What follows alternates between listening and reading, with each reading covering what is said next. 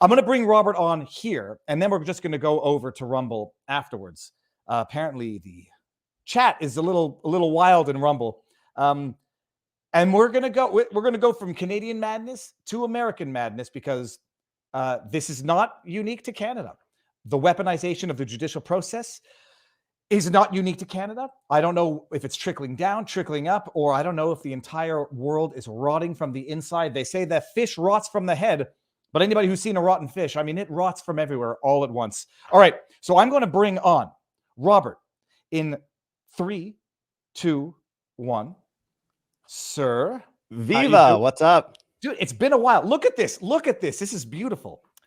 I think I like your backdrop better than mine. Yours looks beautiful. Your camera is great. Mine's a little washed out. I switched my input, and so I look a little flat today, but you look fabulous, man. And congratulations on the move. Congratulations on, the coming to the States, to Rumble. It's been a long time, but dude, a lot has happened. So congratulations. I'm gonna zoom it in so we can do this. You're still sharp and you're looking good. Okay, now here's what's gonna happen, people. We're gonna go over to Rumble right now, and then after this, we're gonna go to locals for a little bit afterwards. The link to the Rumble is in the pinned comment in the live chat. And then afterwards, everyone's going to find the links to the Democracy Fund. And we're going to get into the madness because nobody's been following. There's been a few people following it this closely. Robert has been one of them. So ending on YouTube, go over to Rumble, and we're going to talk January 6th madness. 3, 2, 1. We are now exclusive on Rumble and locals. And I'm going to check the chat there to make sure that we're good. And we are. Robert, so it's been, when was the last time we talked? I mean, we've been messaging, but it's been a little bit of a while. How's life going? Life's good. And I was thinking back, I think it was around the Freedom Trucker Convoy protest. And it was sort of a good segue from what you were talking about with Alan, because today, I think Joe Biden was meeting with Justin Trudeau, and they were talking about their shared values and about, how in sync they are. And the last time we spoke, I think it was, I made a video about dictator Justin Trudeau and all of the Freedom Trucker Convoy, and you were out there getting your frozen off, supporting these guys. And a lot has happened since then. Yeah, well, I mean, everybody on my end knows what happened in Canada since then. They had the commission. Trudeau was ratified, exonerated. Now there's a whole new scandal of Chinese Communist Party infiltration into the Canadian government. I think it was just yesterday they voted, not anywhere near unanimously, but they voted to actually appoint an independent investigator, whatever they're going to call it, an independent commission to look into foreign financial interference from the Communist Party of China, to look into infiltration into the Liberal Party. But Robert, so now let's bring it down to the States and the weaponization of the judicial process to prosecute to the fullest extent of an injustice the people involved in January 6th. Where do we even start? I mean, let's start from before the current trials. Oath Keepers. Oath Keepers had their trial, and I mean, tell us, if you can, give us the overview, what was revealed and what the outcome was.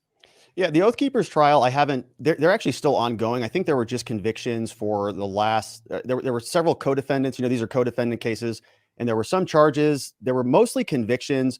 We covered that one a little bit, but there wasn't anything really explosive that stood out to me on that case. A lot of these J6 prosecutions have really been, in my opinion, very uninteresting, actually, kind of just paint by numbers, very formulaic, very templated, and it's kind of the same process through and through. A lot of these defense teams are not getting really any benefits, any good rulings. There was one issue that popped up about whether one charge could stick. And I think that charge is being appealed. It had to do with whether it was a very technical issue, but by and large, it's been pretty standard operating procedure.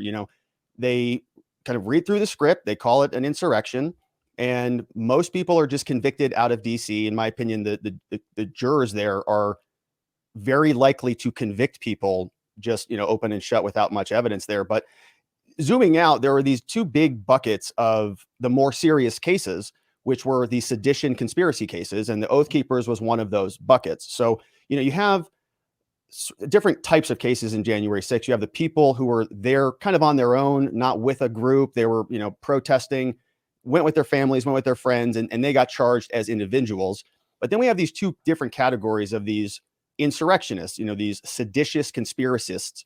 And the Proud Boys and the Oath Keepers were both of those groups. The Oath Keepers was a very interesting case. The trial wasn't that interesting, but the case was interesting because that's kind of where Ray Epps comes into the saga, because Ray Epps was a former Oath Keepers here in Arizona, actually. And so they were saying maybe he was there as a confidential human source or somebody closely connected to the Proud Boys. I'm sorry, to the Oath Keepers, which was Stuart Rhodes, kind of the guy with the eye patch. And the allegation from the DOJ is, this was much bigger than just a protest or just a riot. If it was just a bunch of rioters or, grandmas going around the Capitol building on a tour or something like that, that wouldn't have turned this into the national spectacle that they needed it to be. So they had to go round up people and charge them with seditious conspiracy, meaning like they were actually going to conspire to take over the country, right? Sedition, to, commandeer the mechanisms of power in the United States. And so they had to go find these two groups. They found the Oath Keepers.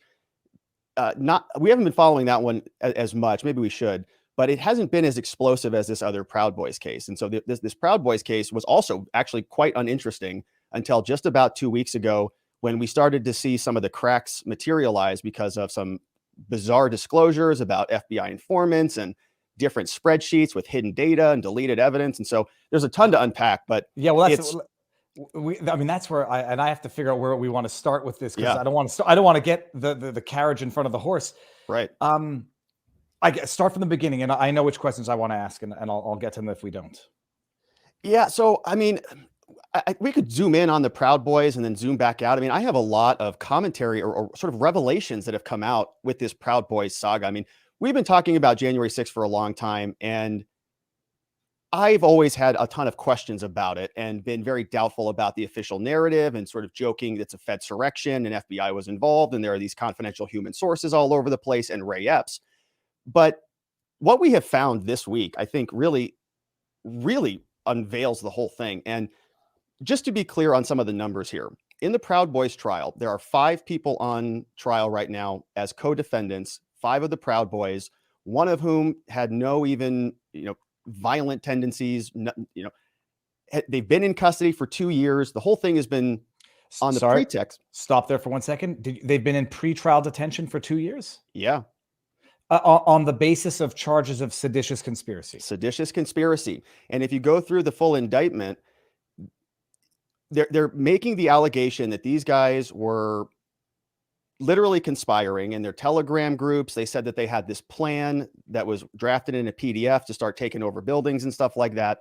But as the evidence starts to unpack, we find that there are confidential human sources just embedded all throughout this case. And as I was saying, there was 5 co-defendants, and we're finding there are 10, maybe 15 confidential human sources, and there's all sorts of evidence that has just been coming to light that's really shocking, that makes it seem way worse than I even expected.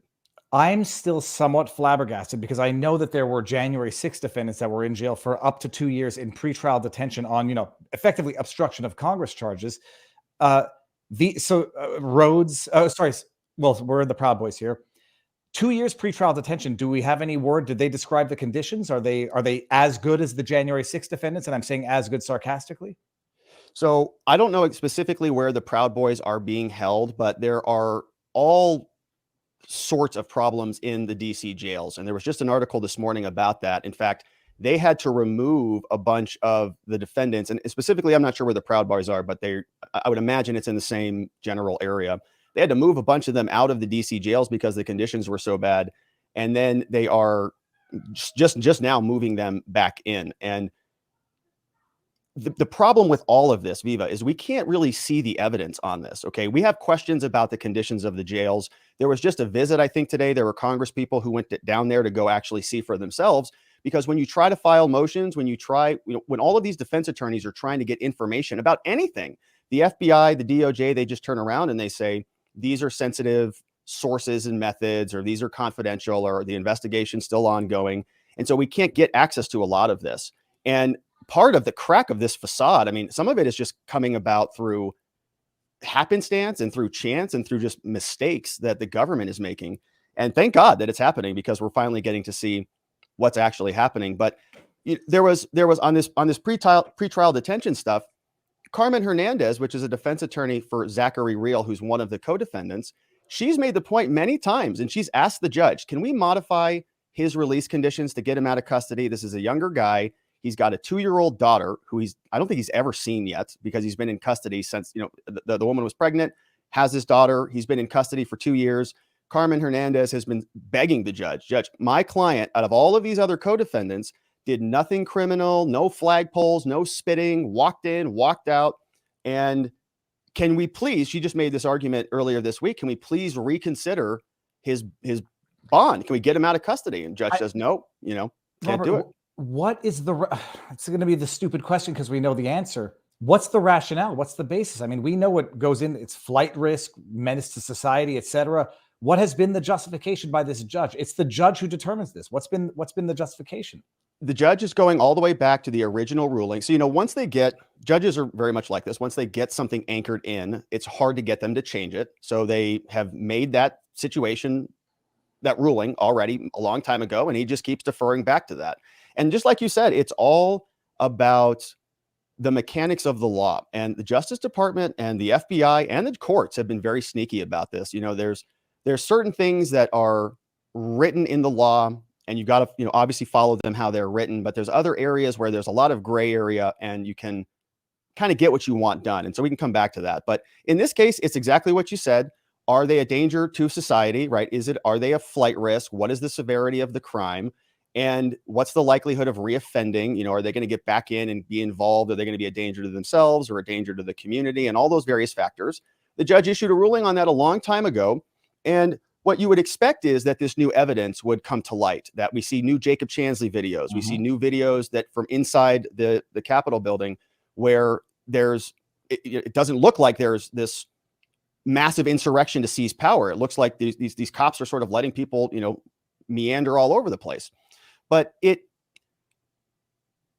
when the judge doesn't accept the new evidence, what we're looking for to modify release conditions is a material change in circumstances, something that changed. The judge doesn't consider new confidential human sources being released or unveiled a material change. The judge doesn't consider material change, Brady violations that might have come to light? Nothing. Hidden evidence, destruction of evidence. The judge is, every time the defense pops up one of these issues, the judge just sort of puts a little force field around it and just says, well, that's a problem, but it's only a problem here. Our case is not even talking about that. And it's been that same pattern. So when you're trying to, crack the shell in order to see what is actually going on, the judge is putting up force fields. Robert, I'll just bring something up quickly because I had to fact check my own memory. Were you aware that the Proud Boys were designated as a terrorist entity in Canada? I did not know that in Canada. I remember this. And then I was saying, when they designated the Proud Boys as a terrorist entity in Canada, I don't know that I had ever even heard of the Proud Boys, let alone any act of terrorism that they had participated in, planned, or were foiled. The Canadian government designated the Proud Boys group as a terrorist entity on Wednesday, noting they played a pivotal role in the insurrection at the U.S. Capitol on January 6th. This is amazing. The Proud Boys have faced increased scrutiny after seizing on the former Trump administration's policies, and the group was a major agitator during earlier protests and the Capitol riot on January 6th. Proud Boys is a far-right, male chauvinist extremist group known for engaging in violent clashes at political rallies. Canada is the first country to designate them as a terrorist entity. I'm sure they were the first, and we're hoping not to be the last, set the precedent so that the US could do it. And some of us were hypothesizing in Canada that one of the reasons for doing this is it makes it much easier for the government to seize assets because they're a designated terrorist entity and they can do it sort of bypassing the standard rule of law. But for those who didn't know that, I think many people did. Yeah. They must be bad because Canada went out of their way to designate them a terrorist group because of their participation in the January 6th insurrection.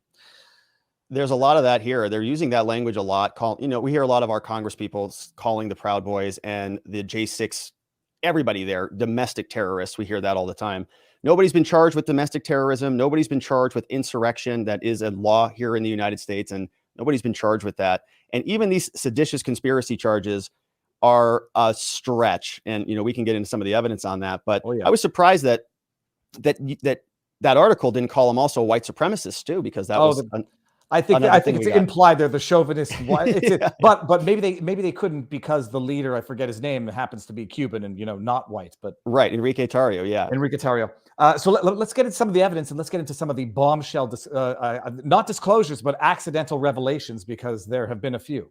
Yeah, real quick, but before we jump in on that one point, you were talking about domestic terrorists and that being a pretext to do other things. And I think that's an astute point. And I saw another idea that maybe they would be the special counsel in the Trump case here in the United States. Remember, there's a lot of overlap between all of this. The January 6th stuff, I make the argument a lot, was sort of the domestic version of 9/11. They wanted the excuse to come and unveil a new domestic security blanket over all of us and unveil Capitol Hill Police, FBI on this homegrown violent extremism and all of these things.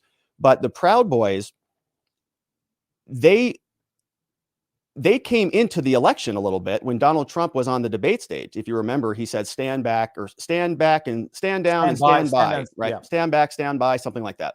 And that was a big explosion down here. Everybody said, wow, he's enabling the white supremacists, all of those groups. And this was all, of course, before January 6th.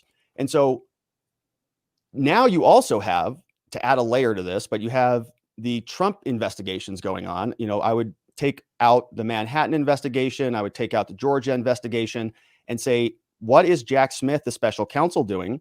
He is demanding Mike Pence come in and testify. I think he really wants to prosecute Trump for J6, for this election interference stuff. And that order from Trump essentially is what he's going to call it. That makes the connection between Trump and the Proud Boys. That's that direct intent, right? Trump is organizing his militia. And I think they're going to try to make that connection, which is why I think the domestic terrorist moniker is so troubling. They really want it all to be connected. What's amazing is reading that article now in retrospect, coming out of Canada, it seems like it's almost like Trudeau's trying to do a solid to his buddy Biden and say, like, I'll do it up here so that you have some cover for doing it in the States. But I don't think, in as much as Americans think that they hate the Proud Boys, I don't think that would ever fly here. But I don't know what goes into the process of designating a group as a terrorist entity in the States. But it's like they just want to get the precedent there so that Biden can then do the same thing and say, well, look, Canada did it, so it must be true.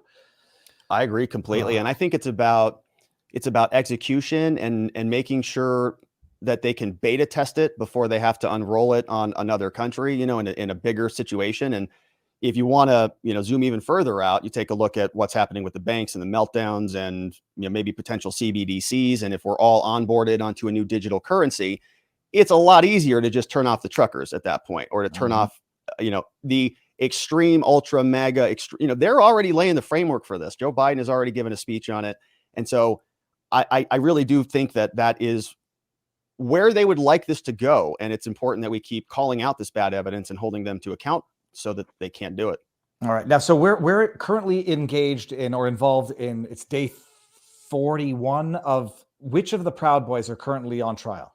So all 5 of them, they're being charged as co-defendants, and they are, today is day 43. And it's been a long slog. I mean, the first maybe 3 weeks were not that interesting. It was just the government presenting their case. And then about day 30 something, I don't remember exactly what day it was, I've been following it along. I'm kind of keeping my eyes on them. And I saw, holy moly, there was this FBI agent. Her name was Nicole Miller. And she got called in. I think it was the second day of her testimony. And the way it works is, defense attorneys, they want all the files. They want all the videos. They want all the reports. They want everything, right? When we go into a case, we say, give us everything you got. And the government's going to give us only a certain amount of that. They're going to say, well, you don't need everything. You don't need all of those reports. Okay. You just defense attorneys, stop asking for everything. You're on a fishing expedition. And we say we need more. They say you need less. So the rules say that when the rules kind of try to make a split down the middle and give this happy medium. They say, all right, defense, you can't ask for everything in the world. But when the government puts somebody on a stand and they testify, if they reference certain reports, if they reference certain, text messages or studies or books or anything, right, whatever, you can say, I want that material disclosed over to us so that we can verify what they said on the stand. So in this case, we had FBI agent, her name was Nicole Miller, and she was in charge of monitoring all of these Proud Boys. So there are 5 of them, and they have to charge them as co-defendants. Because it's a conspiracy. You can't charge one person by themselves as a conspiracy. They're saying that all of these guys were colluding together. They were the leadership of the Proud Boys. They were orchestrating the sedition, literally, right, to take over the country, as ridiculous as that is. So they're putting them all together and they're charging them. They're going through a lot of their Telegram groups, their text messages, their emails, all these different things. And FBI agent Nicole Miller's testifying about it. Let me just stop you to contextualize time-wise.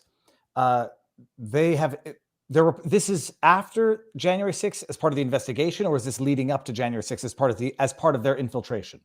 So she's discussing Telegram internal chats from the days up to January 6th, on January 6th, and days after January 6th. Okay. And there's a lot of chats, right? There's, I don't know, 5 of them that are big ones. And then there's sort of leadership groups and organization groups, tons of different chats. And so this FBI agent, she spent, I don't know, the last 2 years or so combing through all of these Telegram messages. And she's putting together the conspiracy. She's saying, oh, this person communicated to this person that they're going to be here on this time. And you have to imagine, right? If you're going to be seizing a country, you better have some pretty good plans in place, especially a country as powerful as the United States. So they are trying to recreate this story that they're all communicating to get this done. FBI agent Nicole Miller is on the stand and she's talking about these Telegram messages, and the defense attorneys are asking her questions. And so you said what to who and who sent the message? And okay, so when you were investigating this, who gave you the instructions about, okay, all technical stuff, not even that interesting.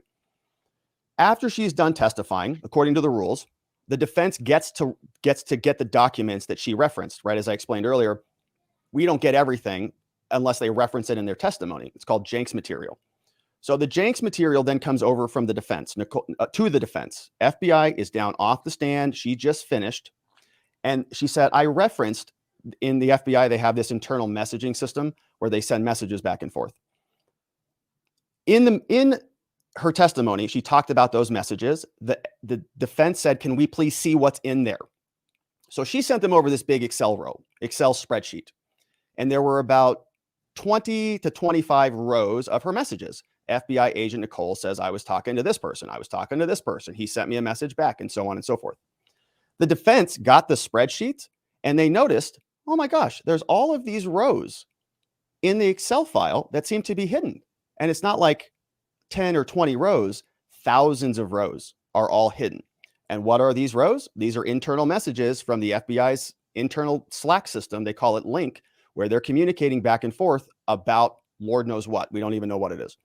So the FBI is talking about a ton of stuff, and this FBI agent, before she gave it to the defense, deleted or hid a bunch of the rows.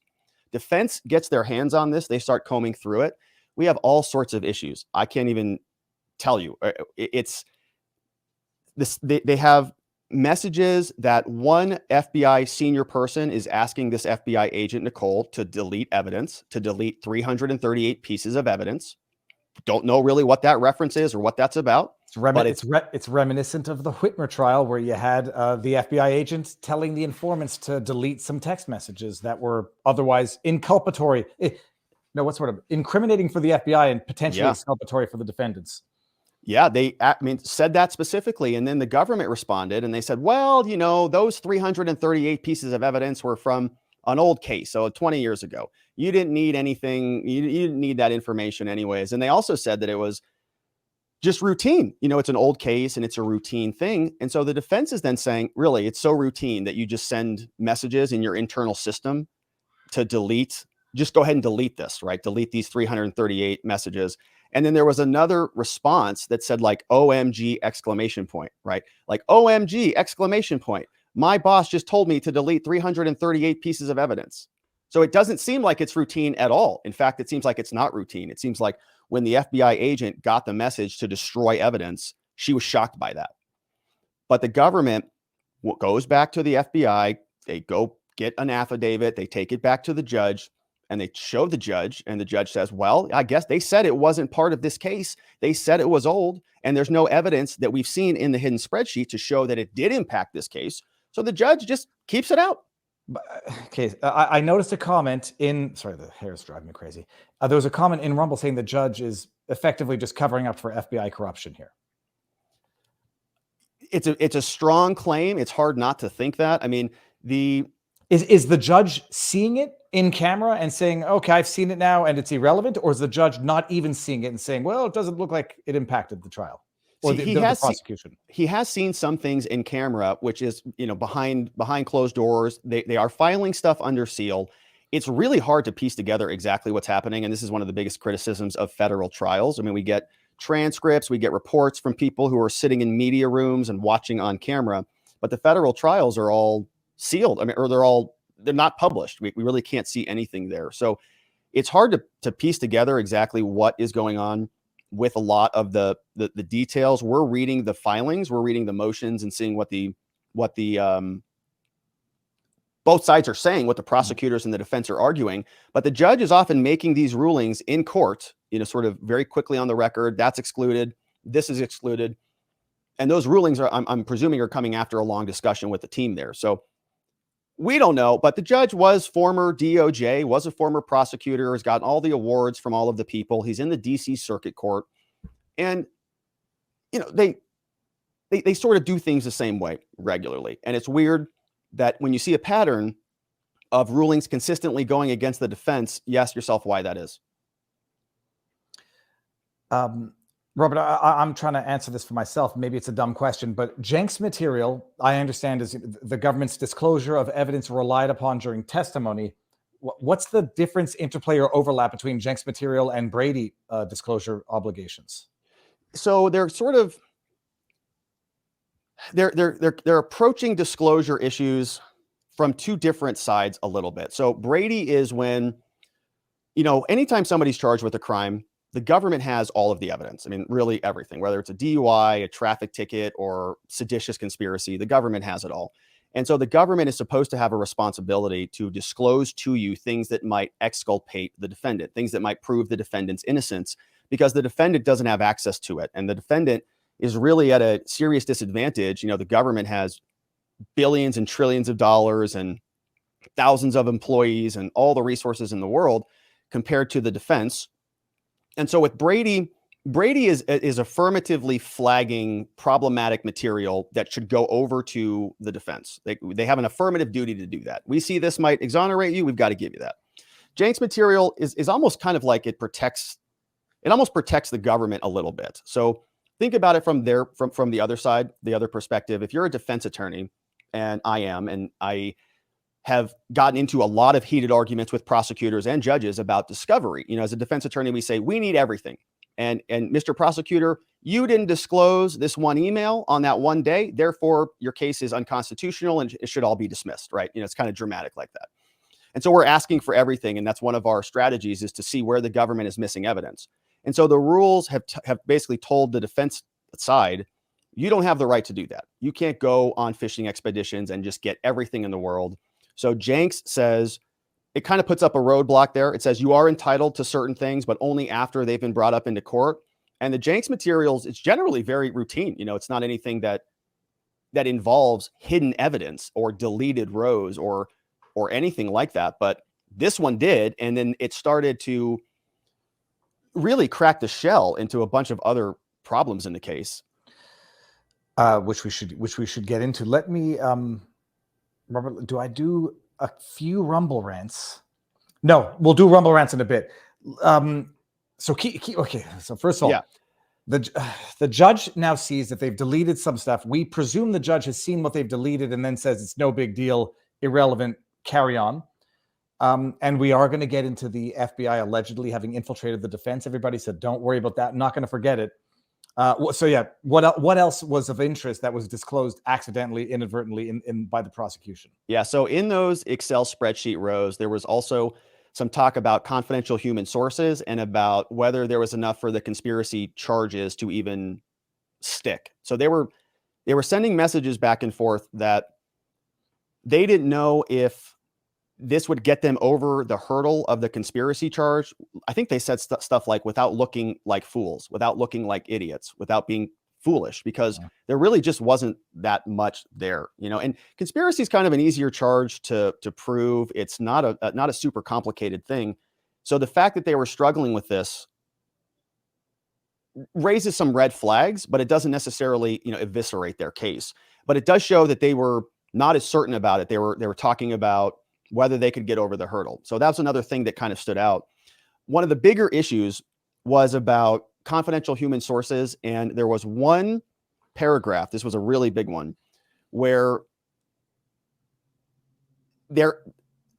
one FBI agent is told to go in to a report. So confidential human sources are just like other witnesses, except they fill out different reports when the FBI is using them. So they're sort of like they're informants-ish assets to working with the FBI. They're informants, yeah. They're informants. The FBI retains them. Like they go, there's an official relationship with them there. You know, and they get paid. They get paid sometimes, right? Like in the Whitmer case, one of the CHSs was paid $60,000 in a year. Yep. Okay. Do we know if that occurred here? I'm sure we do know they got paid. We don't know what the numbers were. Okay. And so there's this one in this hidden rows, right? In these internal messages that nobody's ever supposed to see. There's one instruction from one FBI agent to another FBI agent to go into a report and edit out that I was present. Okay, so one FBI agent tells another FBI agent, you drafted this report, you had a conversation with a confidential human source, you put my name in there that I was there, delete my name out of the report. And it's in the spreadsheet, right? These are messages that they sent, and this came from an export from an FBI agent. So then the defense is saying, wait a minute, that seems a little bit dishonest. You're having FBI agents edit out that they were present at meetings that they were present at, and you're just going in there and changing reports, and these reports are related to confidential human sources. That's a problem, because it means you're falsifying evidence and you're falsifying reports. Well, and obviously that, but also more discreetly, I mean, it shows what is going to be, I think, undeniably advanced FBI knowledge of this alleged conspiracy, which predates January 6th itself, which then further explains or calls into question how intelligence could have been unprepared the day of if they had already infiltrated these seditious conspiracy plots well before. Exactly right. If there's 2-to-1 CHSs to charged Proud Boys, why was this even a concern? And by the way, Viva, the judge, this didn't come out in this new spreadsheet document revelation, but there are other confidential human sources that we've already known about, and the defense has tried to get to come in to testify. There's one guy called, we don't know officially, you know, if he is confirmed to be a CHS. It certainly seems like that based on everything we've got out of this trial. But he picked up Enrique Tarrio the day before January 6th from jail. Enrique Tarrio, the leader of the Proud Boys, was arrested, I think, on January 4th in Baltimore for some other reason, unrelated protesting reasons, and then got picked up out of jail the very next day by an FBI informant called Kenny Lizardo. And the judge refused the defense the opportunity to subpoena this person, to bring them in, to ask them any questions about it. And so, I mean, that's a clear example of an FBI informant facilitating this whole thing, right? Literally picking somebody up out of jail and driving them to another location. If he's part of the conspiracy, if he's the leader of the group and the leader of this seditious organization, what were they doing? Why didn't they intervene right then? But it reeks of the Whitmer entrapment. I mean, this is but for the FBI, he probably literally would not have been there. And if they bring him there to commit the crime, are they not, in a legal sense, facilitating, proactively enabling the crime themselves, participating in it? But it's not illegal when the government does it, Rob. So we all know that, right? Yeah, they're allowed to get away with it, and you know, we don't know exactly who was there, who was an informant on January 6th, but the more and more we start going through this trial, I mean, a lot of the strategy of the defense in this case is to ask questions about everybody else in the crowd. There's somebody else that they're talking about. And again, we can't see what they're pointing to because none of this is broadcast, but there's other people in the megaphones who are saying, let's go into the Capitol. We've got Ray Epps, who was on the FBI's most wanted list at one point, taken off. We've got video of him being violent. We've got his own deposition. And there's video of him, you know, at the initial breach as well. And so in other words, how many of these informants, how many of other Ray Epps were out there encouraging the initial breach and then instigating the whole thing and then stepping aside, being protected by the government so that they could just go single out, the 5 co-defendant Proud Boys or the 6 Oath Keepers and turn those into the political narratives that they need to drive forward the rest of this big domestic unveiling. Okay, interesting. So let's just say one big revelation. FBI picked up Enrique Tarrio from jail the day before to basically make sure that he was there on January 6th. He wasn't there physically on January 6th, but he was the leader of the Proud Boys. So he wasn't even there. I mean, he wasn't in the Capitol building. He was not on the grounds. He was just in the Telegram chats. So that's a whole nother rub, right? They were just saying he's guilty of coordinating a group of other people. But if you listen to the testimony from some of the Proud Boys witnesses, they say that, they don't even, they're not organized in that way. That's not what they do. That's not what these things are set up to do. They go and they protest. That's what they were there for. And it was nothing more than that, but they're trying to turn it into a big, giant spectacle. All right, amazing. Now that you mentioned it, actually, that it's one of the sticking points is that Enrique Tarrio charged with all of this, despite actually never stepping foot in any restricted area on January 6th itself. Maybe the FBI agent didn't do his job properly. Didn't get him close enough, Rob. Should have drove him to the front door. Yeah. Okay, interesting. What other mind-blowing, earth-shattering revelations? Yeah, there was another big problem that is offensive to me, but they think this is perfectly acceptable over there in the FBI. But these defendants are also in jail, okay? And they're in jail, and obviously they have a difficult time communicating out of jail. And in these DC jails, they have an internal email system that the defendants can access. And so they're sending emails back and forth. Now, when the defendants use this system, they go in and they're supposed to click this waiver button, right? They say, hey, everything that you send through this system is monitored.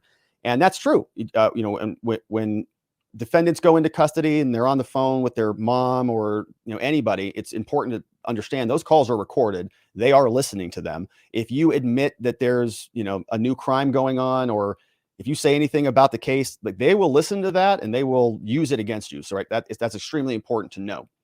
There's also supposed to be a carve out for attorneys so that defense attorneys can have candid, open conversations with their clients without fear of government prosecutors or FBI agents or jailers snooping on your conversations. Because as you know, we have attorney-client privilege and we want to protect that. It's extremely sacred. So these defendants are in jail and they're sending emails to their attorneys, and the FBI agents are reading their emails to their lawyers. Okay.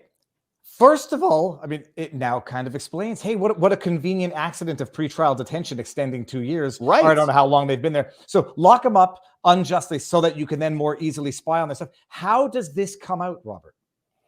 Again, through these Excel spreadsheet rows. So they're talking like high school kids about the evidence that they are getting. So these FBI agents are talking about literally taking out the Proud Boys. They want to go after their wives. They want to go after their Instagrams. They want to just twist and skewer these people so that they can build leverage against the whole organization and just, eviscerate them. That's basically what they wake up every morning thinking about doing for the last 2 years or so. And so in their messages, they're talking about all of this, right? They're saying, hey, this person is going and doing this thing, and we should go after her Instagram. And also they were talking, somebody, these are FBI agents. And so I can't attribute this to the prosecutors yet. I mean, the prosecutors defend this, so they're just as culpable in my opinion, but these are FBI agents doing the conversation and they're communicating. And they said specifically defendants are emailing their lawyers and they might actually be going to trial. And they brought up good points. That's what they were, in other words, they were reading the emails to the lawyers and saying, yeah, they've got good points. And they were saying, maybe we should tell somebody that they're planning on going to trial. So it was looking at what they were doing. And it's getting advanced warning of strategy for trial, among other things. But once you know that they are actually, someone in the chat in Rumble said there's no privilege. And I presume that's a troll or that's a sarcastic comment. When you're in jail communicating with your attorneys, there is an expectation of privacy, Robert? Yeah, definitely. Yeah, I would definitely disagree with that. Now, What the government said that I disagree with this, and I'm surprised that they even did this in the first place. I mean, there's certain things that are just sacred, you know, your relationship with your pastor, you know, marriages and your relationship with your God, all these different things are sacred. Attorney-client privilege is extremely sacred.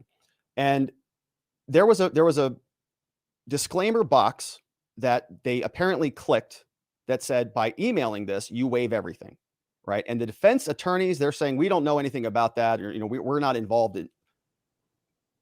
You can't use that against us, but they're saying that the defendants who were emailing from jail Oh were my waiving God. the right explicitly. That's why it didn't apply. Yeah, And that's right. I don't think you can do that, man. I don't think you can waive that away when you're emailing your attorney like that and It's just a give the contract. FBI free range. A contract of adhesion imposed on wrongfully detained individuals in pretrial detention. So, oh my goodness, they actually, it's in the terms of use. If you It's want in the terms of service. Yeah. We're going to spy on your emails with attorneys. Therefore, we can do it. And they did. Barnes and I always talk about why they don't air these trials or why they don't make them alive. If people saw this in real life, like if they saw these words coming out of a prosecutor's mouth, yeah, they would lose faith in the judicial system and the process as a whole. I don't know how they live with themselves, honestly. I think it's disgusting. I was trying to think about this in terms of, you know, everyday application, just to, you know, it's cheating. It's gross. It's like if we were playing a game of poker, you went up to go to the bathroom and I took a look at your cards and just said what you were doing. And then it turns out this isn't a game. And then when you lose your hand, then you go to prison for the rest of your life. And I take Robert, over your house. If you didn't notice the little sign on the door when you came in, it says, I reserve the right to cheat at poker. And if you come in, you agree to these terms. Yeah. And it's your own fault. It's your own fault. And you can't leave this poker game and you have to play or else. I can swear. Holy shit, Robert. And the judge says, well, the judge is not, well, I'm sorry. Well, how did the judge rule on what motion came of this? I mean, is this on an immediate motion to dismiss with prejudice? Yeah, there's a bunch of motions to dismiss right now. So it's an interesting dynamic because you have these 5 co-defendants and they all have different claims, right? They all have different bases for dismissing this. So that argument came from one specific defendant, the guy who had his emails snooped on. And so that's from Carmen Hernandez. That I think is one of the only open issues that's still pending. So in other words, that has not been rectified yet. A lot of the other things, like the deleted evidence, the 338 pieces of deleted evidence, the judge basically just disposed of that. No, old case, doesn't matter. Other confidential human source stuff, the judge has disposed of that stuff. So this one was, I think, still open. And then we have other open motions that are still being briefed. Honestly, they were being briefed, but then a new issue popped up, which is, you know, the infiltration. And so the judge is just like, yesterday. Is the infiltration what they sorry, when they say the infiltration, they're referring to the spying on the emails, right? Nothing, not like an actual mole in the defense. That's what they're arguing now. Okay. Actually, but just before you get there, because I just have to double check. Rhodes, the founder of Proud Boys, he was found guilty already. Are any of the defendants who have been found guilty already, now they can presume, they can take for granted they were equally spied on? Can they do anything to try to overturn their convictions? Yeah, so Oath Keepers was the leader. I'm sorry. No, did I say Proud Boys or Oath Keepers? Yeah, so Stuart Rhodes was Oath Keepers. Okay, sorry. So, I guess the question still applies. Like, we can presume this was done as well with all the others. Are any of them making motions to overturn their convictions? 100%. I would presume this is throughout the entire J6 saga. I think every defendant should have questions about this. Now, these two were, of course, under the scrutiny of a lot of the FBI, but I would imagine that the Oath Keepers will be filing, you know, petitions for post-conviction relief or appealing some of this stuff on non-disclosure issues. You know, I didn't follow that one as closely as I should have, but this is systemic. You know, this is not just limited to the Proud Boys. I think that they were trying to go specifically find other people to charge with seditious conspiracy, and those charges took a lot longer to come than some of the others. I keep getting confused between the Proud Boys and the Oath Keepers, not for any nefarious reason. It's just in the convictions, because I'm trying to figure out who was convicted. Some of the Proud Boys already pleaded, so that's just who I'm wondering now can safely presume, maybe more safely than the QAnon shaman, that their emails to their defense were also being surreptitiously spied upon. Oh my! The defense. People don't know this, Robert. The defense is very nervous about it. I mean, I think everybody, this is one of those things that you don't expect them to do that. You just think that this is kind of a higher standard. You swear an oath to do justice as a prosecutor. You're not supposed to do this gross stuff, but they're doing it, and it's now out on full display. Who's the judge? I mean, people want to know in terms of impeachment. Like, can a citizen? I don't know if you know this. Can a citizen move for the impeachment of a judge, or this has to come from government? Like, you can't get a petition that meets a certain number of signatories before someone has to take action. Yeah, I think that. So for a federal judge, I think that's got to come from Congress. So they would have to initiate some sort of an action there. I get a lot of the same question. Can we file a class action lawsuit, or what can we do about this? And unfortunately, I think the real remedy is to vote. To vote it's to vote and to get different people in charge of these things, because think about this. It's the judge. Yeah, the judge is making some bad rulings on this, but this is the DOJ. This is the FBI. They're the people who are reading the emails, and then the DOJ is backing them up. It's defending them, and then it's all landing in front of this judge's desk. And I am very upset with a lot of the rulings from the judge, but it's the people who are doing it, and they're doing it openly and nakedly. It's like not even a consequence for them. Well, and I'll take the Barnes's the white pill. Well, it'll be good grounds for appeal when they appeal. But I'm tongue in cheek joking, because everyone knows this is an absolute procedural outrage. I mean, it violates the most fundamental rights guaranteed by the Constitution, and not only does nobody give a sweet bugger all. There are a great many people who have no idea this is even happening, because nobody's following this, because it's not aired. It's not fun. It's not cool. It's not entertaining. It's not Johnny Depp. And they just don't know. So when, someone said voting does nothing, raise awareness, cause a little bit of public outrage in terms of people finding out how not their Charter of Rights, their Constitution is being shredded and used as unmentionable. Okay. So spying on emails, reading the emails, and their defense is, well, they shouldn't have clicked that I accept the terms and conditions when emailing their lawyers from jail in their 2 years of pretrial detention. What are some of the other, what's this that we're hearing about infiltrating the defense, FBI? Yeah, so this is kind of a culmination of all of those issues. We have, the spying issue with the emails. We've got confidential human sources stuff. We've got deleting evidence and all of that.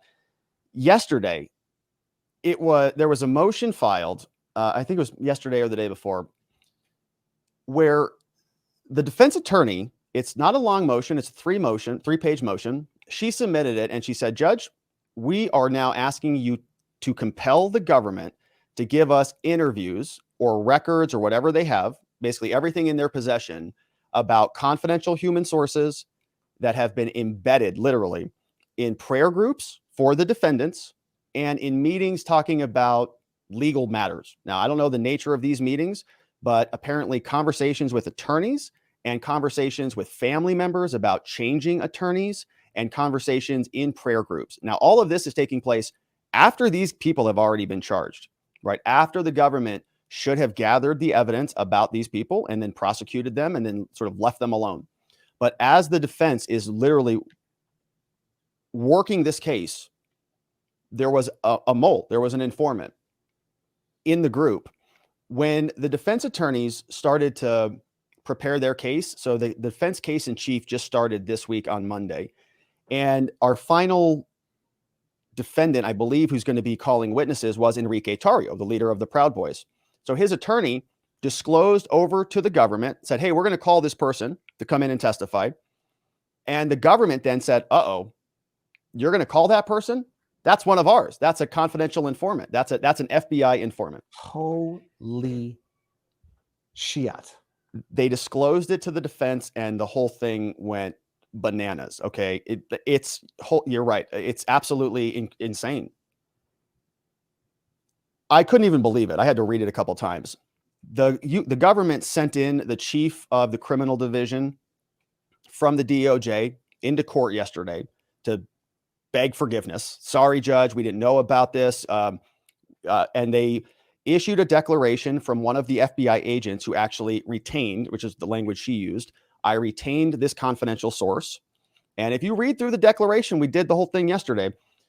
she's using very, very careful language. Okay. She says, I never tasked this person to go do these things. I never ordered this person to go in and spy on these attorney meetings or to go spy in on these prayer groups. But they did it, and they did it.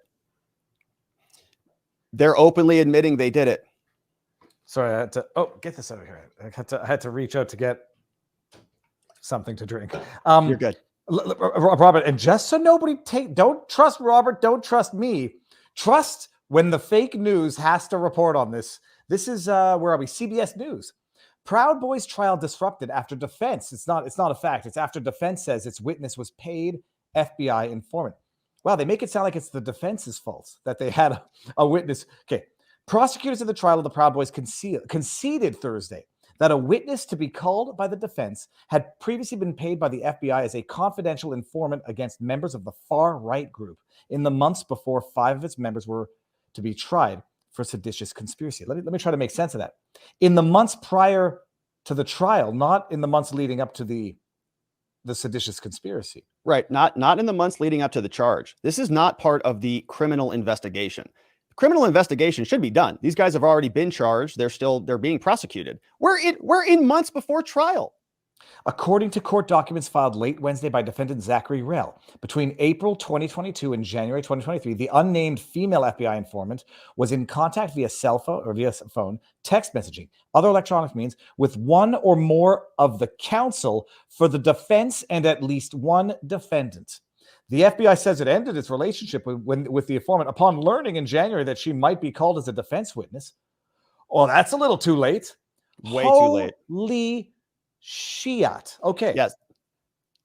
So that's an FBI amazing. informant meeting with defense counsel and communicating back with prosecutors.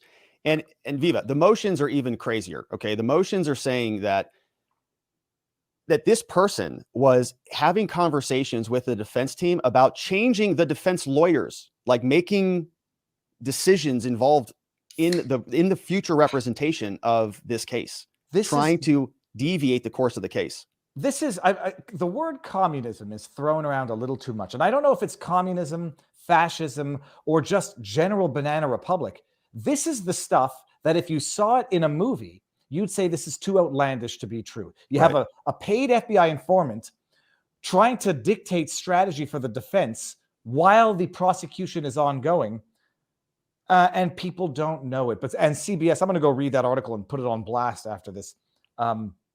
Okay, that's very earth-shattering. It is, and you're right. They are blaming the defense. If you read the last part of the motion, it says the following. It says this is the government. They say that certain defendants or defense counsel chose to communicate with them is a decision made by them. They decided to do that. However, the government didn't orchestrate any of this stuff, and the government is still unaware of the nature and the scope between the contact between the informant and the defense. There has been no intrusion, and we don't have any recordings. Therefore, basically, it's your problem. They're saying it's your problem.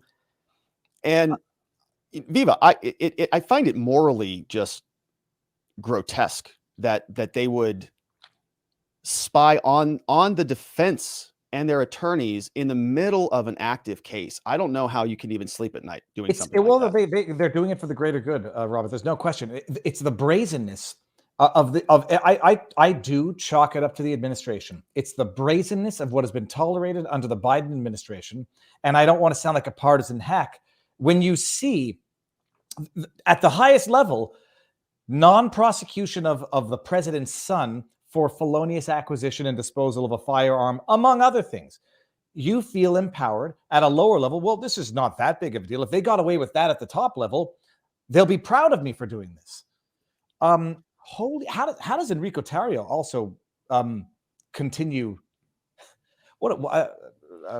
The defense attorneys are totally flabbergasted. I can't see it. I'm just reading what they're saying and I'm seeing what's in their motions. But this is actually pretty shocking. I'm not sure what's going to come out of it. I think that they'll appeal. I don't know. Today they're back in trial. So what ended up happening, and I'm not up to speed on it yet, but today my understanding is Enrique Tarrio is in fact calling that person. So the trial's happening right now. We'll cover it later tonight on Rumble and on YouTube. But it is they want to get a shot at this person so that they can put all of this on display. But this might just be one confidential human source. And the other shocking part of this, Viva, is that when we were reading through the documents yesterday, it seems as though, this isn't confirmed yet, but these are all in the motions, that the CHS alerted the government that they were about to be called as a witness. And then the government did something about this. Okay. So they didn't respond. This is all coming out again today, right now. But what the defense is alleging is that they disclosed the witness. They said, hey, we've got 93 witnesses. Our trial's coming up. They disclosed them timely. They actually disclosed these witnesses back in December of 2022. Said we might call these people. We're in the middle of trial. The defense is just starting their case. They said, hey, on Friday, we're going to call this witness. The government is finding out, or that's at the moment the government notified them, is after they said that they were going to call them. But the government didn't terminate the relationship with the CHS on their own when they got the notice of their witnesses back in December. They only terminated the relationship after the CHS actively came and talked to them. After they said, hey, I'm meeting with the defense attorneys. They're probably going to call me as a witness. Then the government terminated their relationship. After this CHS, this informant, had been embedded for years.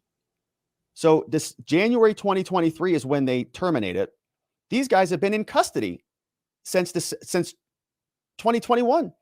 And this woman, presumably, has been at dinners, has been at prayer meetings, right? One of the most sacred spaces ever, in meetings with attorneys and giving counsel on who their representation should be, all while being an informant, paid informant for the FBI and to the DOJ.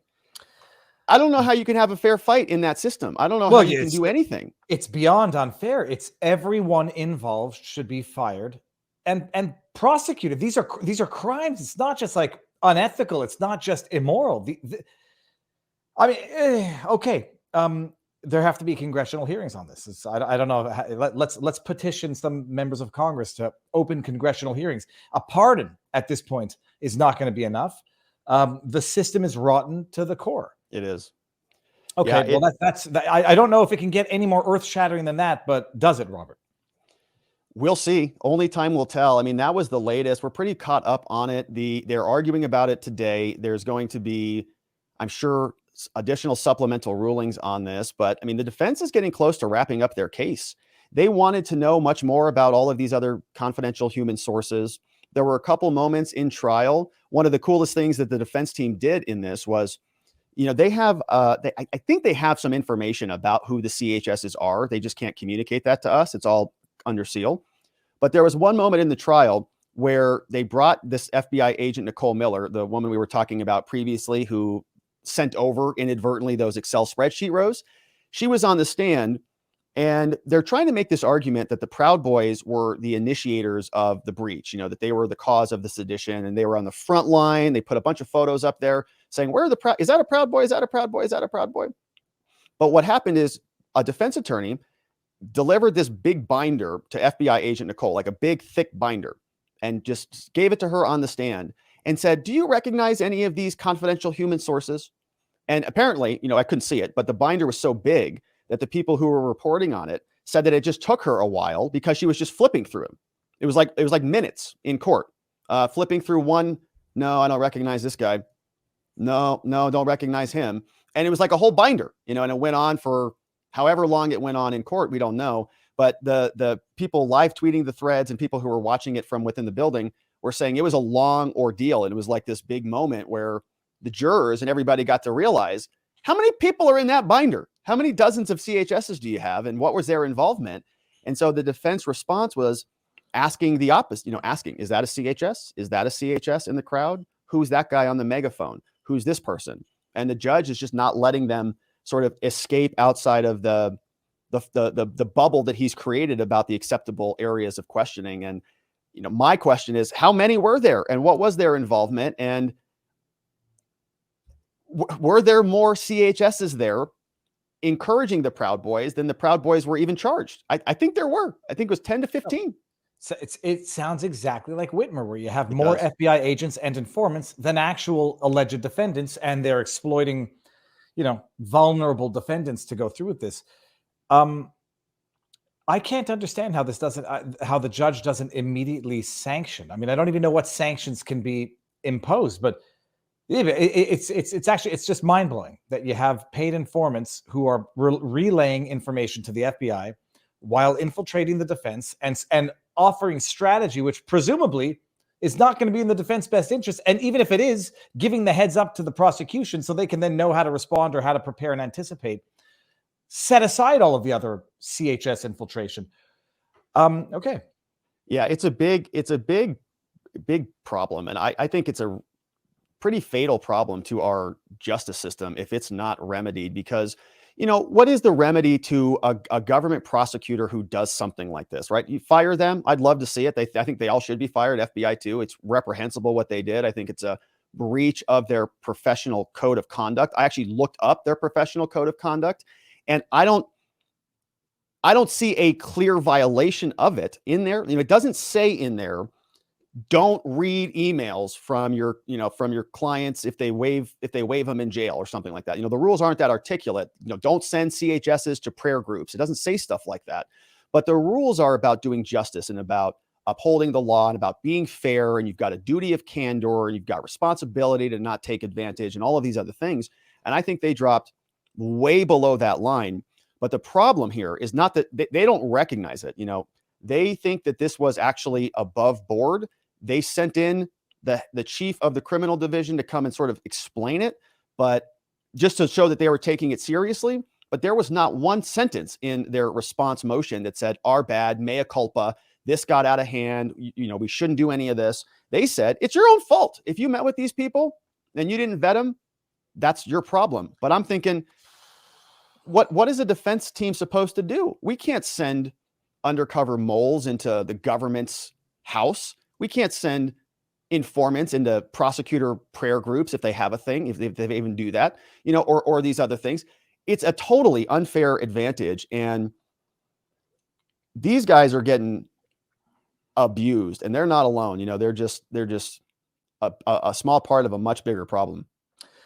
So where do things stand now? And so the not closing arguments. Defense is getting ready to wind up. They're going to have all of these outstanding motions, closing arguments, and then what? I mean, is this I'm stupid. Is this in front of a judge or in front of a jury? It is in front of a jury, and they're thinking that it's going to go to closing arguments sometime next week.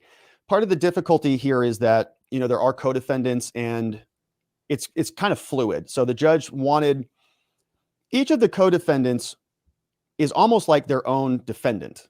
And they're also adverse in some situations against other defendants. So let's say you or I are charged with a crime, something simple. It's us versus the government. But if you bring in a co-defendant, you and I are both charged with a crime, whatever they decide to charge us with in a few years, then we would be co-defendants in a case.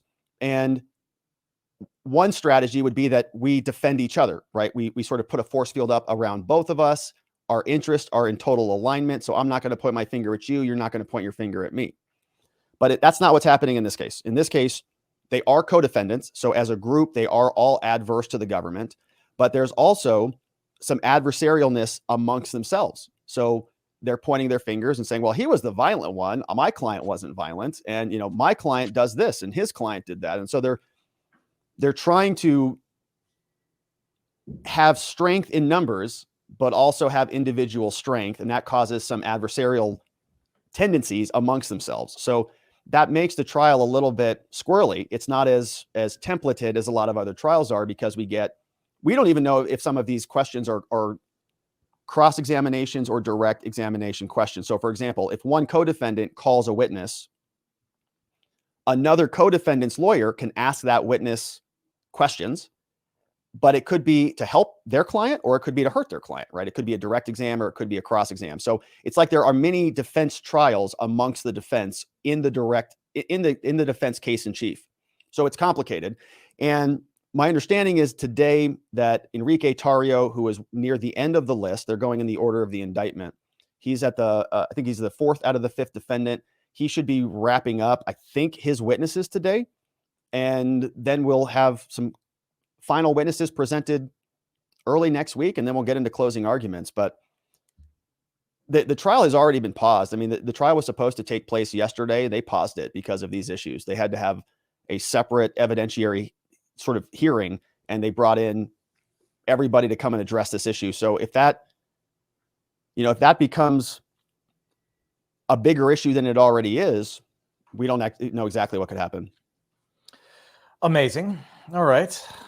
Well, that's January 6th, I guess, Robert. Yeah. What else has been keeping you busy these days? Well, we're also talking a lot about Trump. So, of course, Trump has his indictment saga that we're following along. And I think there's actually a lot of overlap on that. So we'll be talking about that today. We've been following this one. Have you been talking about this much at all? Should we dive into it? I mean, there's the Trump. Yeah. Oh, I've been talking about it. Talked about it with Robert quite thoroughly on Monday. Our Sunday stream was put to Monday. I have to toot my own horn because I said earlier this week, and I'm asking Robert, actually, he was doing not a hush hush, but a bourbon with Barnes on vivabarneslaw.locals.com. And I'm like, what are the chances that the DA either doesn't indict or, I don't know, stops the procedure and says, look, Trump was spreading disinformation. We never intended to indict. And lo and behold, that's exactly what he's alluding to now. Trump was setting unrealistic expectations of getting arrested. I said it's a stupid question because you don't convene a grand jury if your intention is not to indict. So that's too late to try to stuff the poop back in the horse. But that looks like what he's trying to do.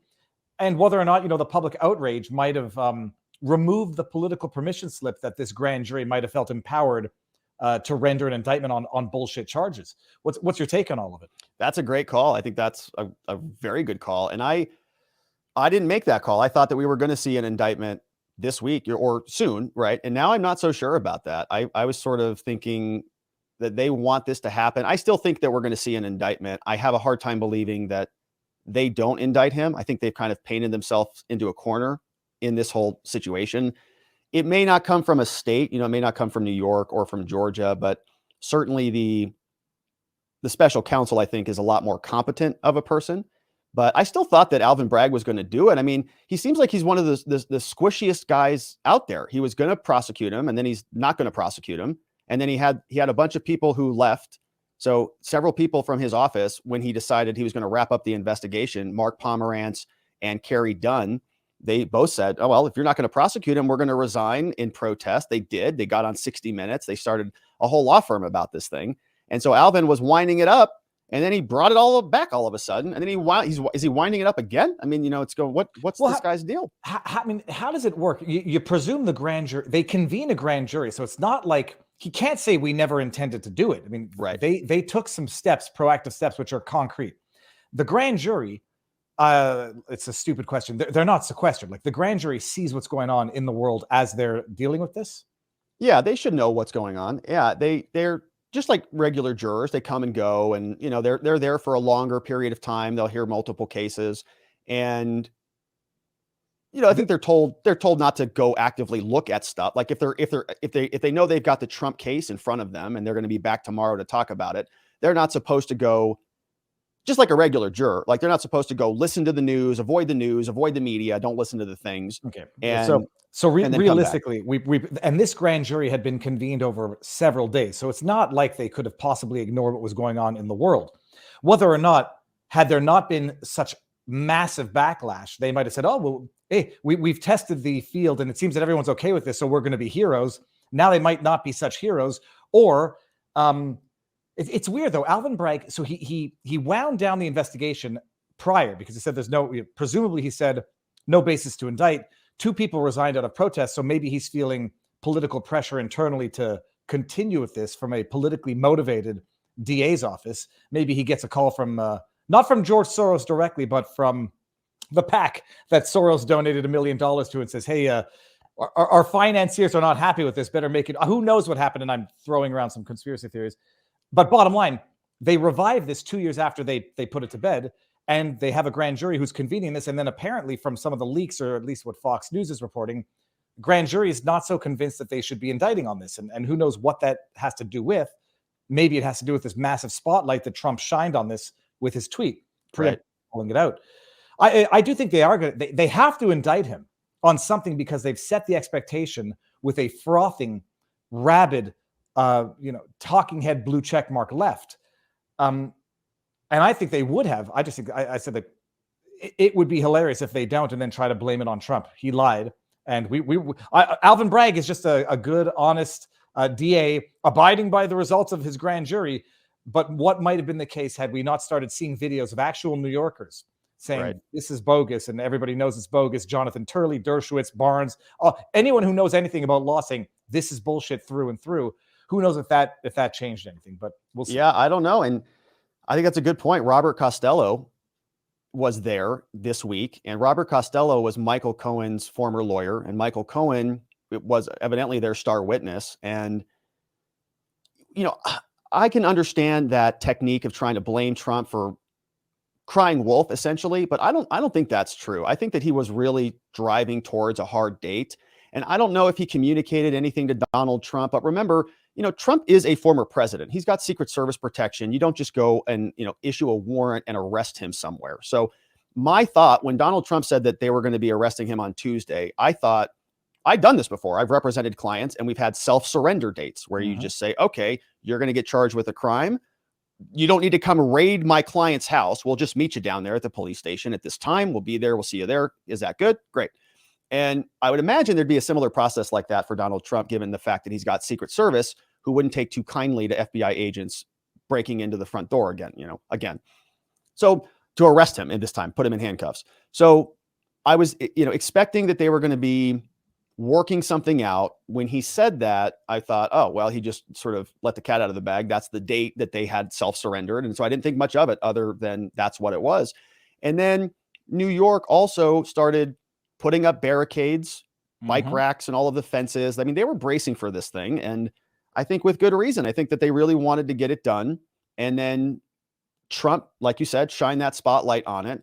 Robert Costello, his Michael Cohen's lawyer or his legal advisor, they didn't actually form an attorney-client relationship, but they were communicating back and forth. Robert Costello said Cohen is a giant liar. And he said that he went in front of the grand jury and explained that to them. He said they didn't ask any questions about it. He told them anyways. And then suddenly, lo and behold, the next day comes by and it feels like Alvin Bragg is getting a little bit, cold feet again. I think he's getting pushed back internally, but just so everybody also appreciates this, it's not, people aren't making this stuff up. Philadelphia Inquirer, New York City prepares for a possible Trump indictment with steel barricades, cameras, and costumes. I don't know what the costumes are, but they were literally preparing for it. So it's not like Trump is making it up out of thin air, out of whole cloth. And hold on one second, you just had me. Oh yeah, but this camera tracking, I have to fix this afterwards. That's pretty cool. Mine doesn't do cool, but it's a pain in the ass. I want to keep that rumble thing. Move it. There we go. Stop. Okay, stop. But and Robert explained something during our stream, which is quite amazing, which is that if Cohen, was convicted or pled guilty to this charge, it's because he made the payment that exceeded campaign finance limits, and you can't then go and say Trump himself did it because he contributed to his own campaign. So Cohen pleading guilty, necessarily implies legally that you can't go after Trump for this, and then they're going to test some novel theory about falsifying business records as to what the reimbursement of the payment was for to Cohen, as if statute of limitations doesn't apply to any of this. So maybe he got cold feet. Maybe even internally they're saying this is a bridge too far, Bragg. You're bringing our DA office into disrepute. Who knows? Yeah, I'm wondering if he's worried about his career, like his law license, his, malicious prosecution, if he feels like this whole thing could explode because the evidence seems pretty bad. And I get it, being political, but he's got to run for office again. And he's got to, even if he loses, right, he still wants to be a prosecutor. You still want to keep your law license. I have a hard time believing, though, he's under threat. I don't know. It's going to be interesting to see. I still think that we'll see an indictment. Like you said earlier, I'm not sure they can get away with it because they've been calling Donald Trump the worst thing ever. January 6th was worse than the Civil War, was worse than 9/11. How do you let somebody like that just, operate freely when he's the biggest threat to democracy, they keep saying over and over and over again? I just think if they don't indict him, then their words are even more meaningless, right? If they got to do one or the other to save face. Keith Olbermann will have an aneurysm if they don't. Yes. I mean, who else? Rob Reiner, Keith Olbermann, Yeah. the Krasenstein brothers. Oh, who's the other one? Stephen King. Stephen King might move to Canada if they don't indict Trump. Right. Yeah. They've been waiting for this. It's been years and years and years. It's like they were going to reach this big climactic event. And then I was speculating, well, what happens if they don't indict him, right? What happens to Trump and sort of the MAGA movement and the right if he's not indicted? I think that might actually really inflate the left. You know, they'll say he keeps getting away with it, and they'll double down on everything. And you might see more prosecutors jump into it, which is why I think it's ultimately going to lead to an indictment. Somebody somewhere is going to want to make a name for themselves. They don't really care about the consequences. Might be Jack Smith, might be, the DOJ, or it might be Georgia. We'll see. Are you following the Douglas Mackey, the meme trial that was postponed this week? I've been following just the headlines. I haven't dug into the trial. I did see something about it. It was postponed to next week. It was postponed to next week because apparently there was an issue with the defense witness that some article was going to come out and had obtained private emails of the defense expert witness and then contacted his Alabama State University employer to say, do you know that this guy's testifying at the trial next week? And then the defense expert witness withdrew from the file. So the defense needed it's Robert. We're living through absolute batshit times. It's amazing to witness. I hope it doesn't, I hope the system doesn't collapse and we can look back on this and say, hey, remember when the world went absolutely batshit crazy for 5 years, 10 years, who knows? Trump seems to have set it off. COVID didn't help. Okay. No, well, sorry, go for it. Well, the meme thing is shocking because there were all sorts of lefty memes out there doing the exact same thing, talking about, voting on Wednesdays and stuff like that. Pretty ridiculous. It also came up in the trial, in the Proud Boys trial. They actually brought up a meme. There was one meme that apparently a Proud Boy posted. You may have seen it. It was the Capitol Hill police. There's some officer who's like pepper spraying some protesters, and somebody modified his mouth. So like he's smiling. And they reposted that as evidence of malicious intent, that the Proud Boys are trying to rally up a narrative to go, take out the police or something like that. And it's people posting memes that are making their way into criminal trials as evidence of criminality, right? So it's just, we're in a different era. There's very little room for, they're trying to squeeze out participation in this stuff. They don't want you talking on telegrams. They don't want you communicating with other people that you're upset about elections or you're upset about policies or anything like that. They just want you to just shut up, disengage, be fearful, because if you say something, you might be arrested or might be a part of J6. And it's an all-out onslaught. We're seeing it from the FBI, the DOJ. We're seeing it from judges now. The media is supporting these people against these intrusions. And I agree. I think, this cannot continue. If everybody has doubt that prosecutors, if defense attorneys think that prosecutors have moles in their offices, that's not going to work well for our system. That might be done by design. Break everything, and it's easier to govern over the broken. Right. It's not playing fair. And we all, we do have to play fair in the law. That was my take on it. They're not playing fair in this trial, and the defense attorneys are flabbergasted. And unfortunately, the defense attorneys don't have the same tools. They don't have the strong arm of the government. They don't have the capability to go out there and twist people's arms to comply with them or to give them information. So, I appreciate everybody out there, sharing this stuff and raising the flag about it, because it is an evil thing that's happening. It's the wholesale destruction of the system. And it's not that people can be fearful of infiltration and whatever and not playing fair. They know it. It's been confirmed now. And when it gets exposed, they call the truth tellers. Tucker Carlson might not tell the truth all the time insofar as he might be wrong, hyperbolic, yada, yada. But when he reveals some of the footage that the January 6th committee withheld, exculpatory footage, and then they call him the liar for revealing it, we're living in an upside down, backwards clown world. And there's no other way to put it. So shine that light on it. Speaking of which, Robert, what's the name of your, tell everyone, everyone knows who you are and where to find you, but just in case they don't, and I'll put the links up. Who are you? Where can they find you? Yeah, so I'm Robert Gouveia. I am over on Rumble at Robert Gouveia, right next door to Viva. We're also on Locals at watchingthewatchers.locals.com. And then, of course, we're on YouTube too. We try to stream on Twitter, and we do a live show every day. It's called Watching the Watchers Live with Robert Gouveia. And we talk police, prosecutors, and politicians, and we shine that big, beautiful spotlight of accountability and transparency down upon our system with the hope of finding justice. But we cover a lot of the same stuff you and Robert talk about, Viva. You know, it's all about, I think, holding the people accountable. We want equal standards of justice. We want, fairness and some progress. And I think it's important to keep having these conversations because the mainstream media and a lot of the other people who cover the news, they don't want to talk about this stuff. And the DOJ is actively, covering up what I think is one of the biggest hoaxes of all time, which is this insurrection hoax. And so the more people that can become familiar with exactly what's happening, the better. And I think that is a real remedy. And the government, their own system is going to fail if they keep this up. Like the government prosecutors are not going to have a functional system anymore because I think people will disengage and the system will break down. Maybe that is what they want. I'm not sure of it, but in the meantime, we'll continue to cover it. Amazing. And I'll tell you one thing. I watch you, I listen to you because I like you for the things that I'm not. You are slow speaking, methodical, and I love your mind maps. I mean, the mind maps are like, it puts into reality what goes on in someone's head. Like you go down paths, holes, and they're beautiful. So Robert, I'm going to stick around and I'm going to read the Rumble rants and then I'm going to go to Locals. What time are you going live tonight? It's 6 o'clock our time, right? 6 o'clock your time, 6 o'clock Eastern time. Yeah. Over on Rumble, over on YouTube. We're going to hit Proud Boys and we're going to hit some Trump updates. We'll see if there's anything new there. But then we have a full Proud Boys trial thread that we're going to read through today. It's probably 150 to 200 tweets.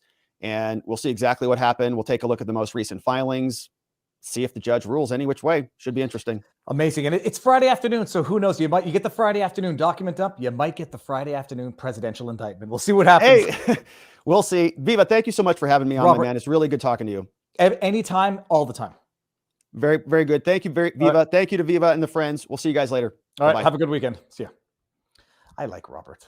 He reminds me of my brother also, by the way. I'll show you a picture of my brother in a second. Before that, though, people, I'm going to read the rants. Then I'm going to go to Locals and discourse with the folks at Locals. Here we go. Boom, shakalaka.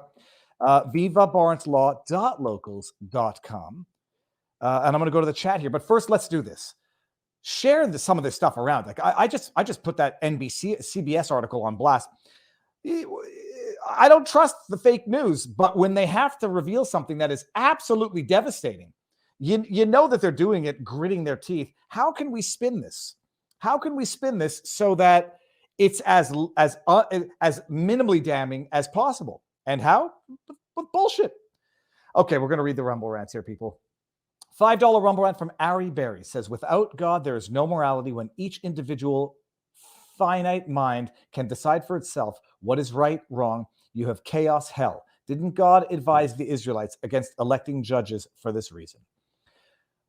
$2 Rumble rant, Royal Plague. I thought it said Royal Lepage for a second. Royal Plague. Who is the crooked ass judge? Okay. Politically and only politically, people, and I'm not saying this to be glib or facetious, violence will absolutely not get the desired results. So I dare say anybody engaging in violence is a deliberate saboteur or agent provocateur, as we say en français. Royal Plague. Thinking I need to go to the dentist. $5 Rumble rant. They think they can quell the opposition through fear. They fear Trump will unite the people. Lord of the $1 Rumble rant. Were these shenanigans as prevalent in the early 2000s and we're just now seeing it? Or are these political prosecutions a recent development? That's the question. I am of the general philosophy, if it's happened once, it's happened before. And if it's happened once and we've discovered it once, it's happened a lot more. Yeah, that's why I believe that this was probably going on to some degree or another ever since government existed. $5 Rumble rant, Tatone or Tatune. Judge Tim Kelly is overtly covering up government corruption. The House needs to impeach him, if only to shine the spotlight. $5 Lost Core 23 Rumble rant.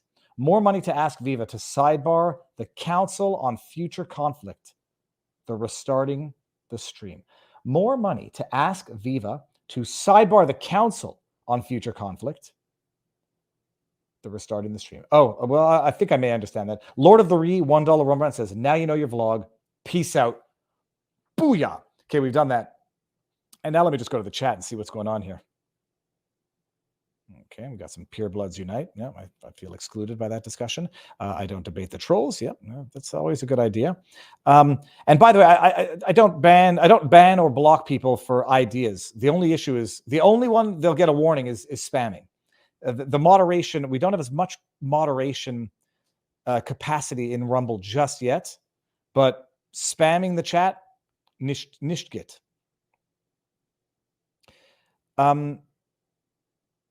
Ron Q. Bacardi, never forget that the Democrats will happily burn this country to the ground if it means they can rule over the ashes. And some other fun chat there. I like Robert. Do I show a picture of my brother? Hold on. I think I can because he's got one on. Remember, visualize Robert Gouveia. And now I'm going to show you a picture of my brother. Okay, maybe not so much. Although my brother, hold on, let me just add to stream. My brother, this is my brother. He's got the widow's peak, and he's got a lot more salt and pepper than me. But that's my brother, lawyer, Renaissance man. Okay, everybody, let's bring this party over to locals. Not exclusive, just we're going to bring the party over there. And if you're so inclined to come and join, please do. You can join our wonderful. We got 500 and some odd, 580. I don't know what I'm at. Doesn't matter. 500 and some odd thousand subs on YouTube. 334,000 followers or subscribers on Rumble. And we have a vivabarneslaw.locals.com community of over 107,000. So come join us there. We're going to have some Q&A, and I'm going to deal with. I hate saying that. It's ingrained in my head. I'm going to read the tips in locals. Come join. I was going to show a video to play us out today. Do I have one? Oh, here. You know what? Let's watch Hakeem Jeffries because I haven't seen this. I want to see this one. We'll watch this to play us out on Rumble because Rumble, I think, still cuts off the video at the end. But Hakeem Jeffries, hold on, stop here. This came courtesy of Dave Rubin retweeting it, and he said Hakeem Jeffries is looking to be the scummiest jackanini in Congress. Let's see this here. What have I done? What have I done here? Get this out of here. Go here. Go here. Okay, now I can finally see this. Present, share screen. Hakeem Jeffries. No, not that one. This one. This one is Becker News originally posted it. Dave Rubin retweeted it. Let's just hear this, and then we're going to meet up at locals.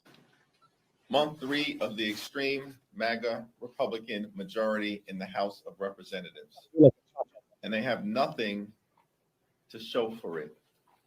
Extreme MAGA Republicans in the House have done nothing on the economy, nothing on inflation, nothing on job creation. Can you imagine? He's blaming extreme MAGA Republicans for having done nothing to remedy the problems that the Democrats have caused. Okay, they've done nothing to prevent us from destroying the country. Extreme MAGA Republicans, and we're going to do some dance. On economic growth and nothing on health care. But today, extreme MAGA Republicans third time passed a bill 3 times that puts politics over parents and will ban books, censor librarians, and bully children. I'm sure that's it's what they shameful. Do. You got to say it again. Extreme MAGA Republicans actually invest in empowering parents, making sure parents have the opportunity to be engaged and involved in the education of their children. Extreme MAGA Republicans. The extreme MAGA Republicans want to jam their right-wing ideology down the throats of students, teachers, and parents throughout America.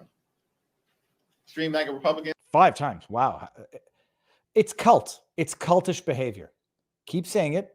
It's the new prayer of Democrat politicians. Extreme MAGA Republicans, extreme MAGA Republicans. Just do the ritual, do the prayer, bow as you say it, and wow, yeah, okay. Well, that's Hakeem Jeffries right there. All right, people, mosey on over.